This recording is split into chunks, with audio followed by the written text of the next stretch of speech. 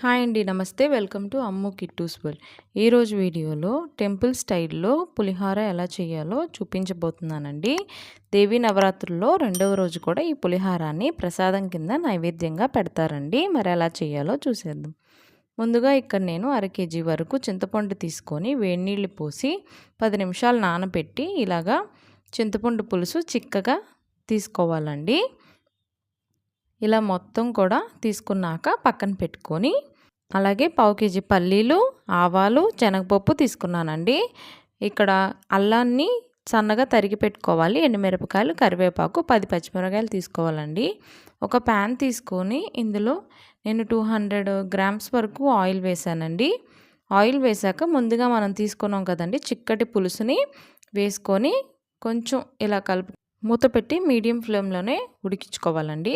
అలాగే పక్కన స్టవ్ మీద ఒక ప్యాన్ పెట్టుకొని ఆయిల్ వేసుకొని పల్లీలు వేసుకోవాలండి. ముందుగా వేసుకొని అవి కొంచెం వేగాక ఆవాలు, అలాగే శనగపప్పు వేసుకొని ఇవంతా కూడా కొంచెం దోరగా వేయించుకోవాలండి. ఇలా వేయించుకున్న తర్వాత ఇందులోనే 10 ఎండుమిరపకాయల వరకు వేసానండి. అలాగే పచ్చిమిరపకాయలు ఇవన్నీ కూడా చక్కగా వేయించుకొని పక్కన పెట్టుకోవాలండి. ఇప్పుడు అదే ప్యాన్లోని ఆయిల్ వేసుకొని ముందుగా తరిగి పెట్టుకున్న అల్లాన్ని వేసుకోవాలండి. ఆ పల్లీలతో పాటు వేస్తే ఇవి సరిగ్గా వేగవండి. అలాగే కొంచెం కరివేపాకు వేసుకోవాలి. వేసుకొని ఇవి కూడా కొంచెం ఎర్రగా అయ్యాక తీసి పక్కన పెట్టుకోవాలండి.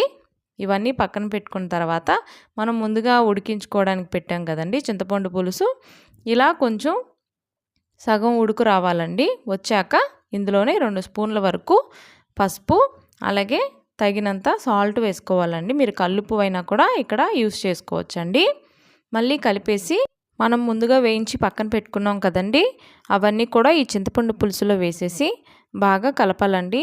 అవన్నీ కూడా బాగా చింతపండులో ఉడికితే మంచి టేస్ట్ వస్తుందండి పులిహోర కలిపినప్పుడు. ఇలా మూత పెట్టుకొని ఒక 10 నిమిషాలు మీడియం ఫ్లేమ్లోనే బాగా ఉడికించుకోవాలండి. చూసారా, ఇలా చక్కగా చింతపండు పులుసు అంతా చిక్కబడి నూనె పైకి తేలే వరకు చక్కగా మీడియం ఫ్లేమ్లోనే పెట్టి కలుపుతూ ఉడికించుకోవాలండి. ఇదిగోండి, ఇలా చక్కగా చింతపండు పులుసు మనకి రెడీ అయిపోతుందండి. ఇప్పుడు పులిహోర కలుపుకోవాలండి. దీనికోసం నేను 1 kg రైస్ తీసుకున్నానండి. రైస్లో తగినంత చింతపండు పులుసు వేసి కొంచెం ఆరనిచ్చి తర్వాత కలుపుకోవాలండి. ముద్దవ్వకుండా ఉంటుంది. అలాగే లాస్ట్లో కొంచెం కలర్ఫుల్గా ఉంటుందండి ఇలా క్యారెట్ తురుము వేసుకుంటే. అంతేనండి, టెంపుల్ స్టైల్లో పులిహోర రెడీ అయిపోయింది. మరి మీరు కూడా ఈ పులిహోరని ట్రై చేసి తప్పకుండా అమ్మవారికి నైవేద్యంగా పెట్టి ఆమె ఆశీస్సులు తీసుకోవాలని కోరుకుంటున్నానండి. అలాగే ఈ వీడియో కనుక మీకు నచ్చినట్లయితే ప్లీజ్ లైక్ చేయండి, షేర్ చేయండి. అలాగే మన ఛానల్ని సబ్స్క్రైబ్ చేసుకోవడం మర్చిపోకండి.